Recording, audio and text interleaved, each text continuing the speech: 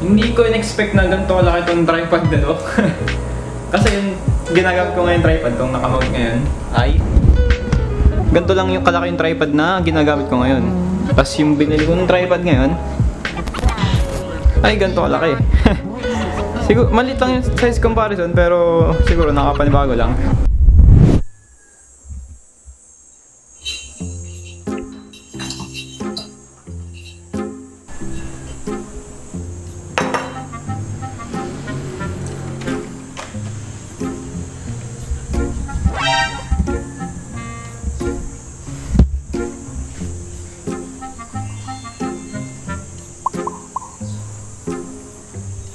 Ikaw, kinuha na naman.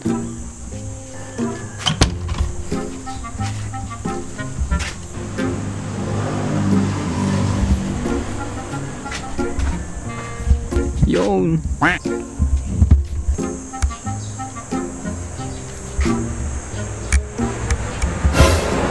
Ikaw,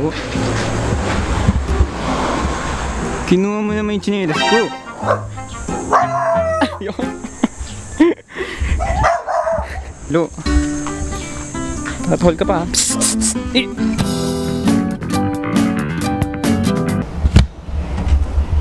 Hindi, mabait itong aso namin. Dito nakakanggat. So, hindi ako masyado makapag-upload dito sa YouTube kasi medyo nahihirapan akong gumawa ng contents.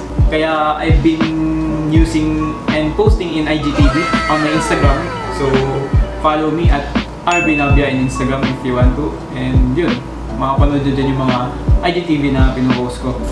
So ayun nga, dahil nga mahirap ding magawa ng content, mapapaisip ka talaga.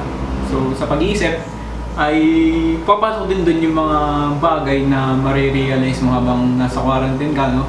And mahaba-haba na rin tong quarantine natin. So we need to learn new things. We need to maximize our time, use it wisely, and be productive. Pero madaling sabihin pero mahirap gawin. Kasi kahit ako naman, kahit sabihin ko kailangan maging productive, ay tatamarin ka pa rin talaga minsan. Kahit ako hindi ako nagiging productive minsan.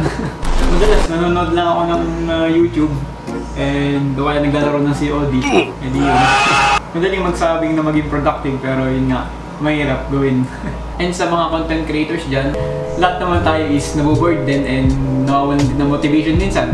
Yung creative process ay nawawala kung kailan kailangan natin at kung kailan may oras ay doon naman natin hinahagilap. Pero yun, lahat naman tayo ay dumadaan dyan, so keep up lang, malalagpasan natin yan. And yun, and sa iba naman, try your best to learn new things o kaya gawin nyo yung mga bagay na naisip nyo dati na hindi nyo naman magawa kasi nga walang oras. And ngayon, punong-puno tayo ng oras, eh di pwede nyo lang gawin yun. Pwede nyo na matutunan yung gusto nyo matutunan, and pwede nyo magawa yung mga hindi nyo pa nagagawa. Mag-discover kayo ng bago and you might surprise yourself, no?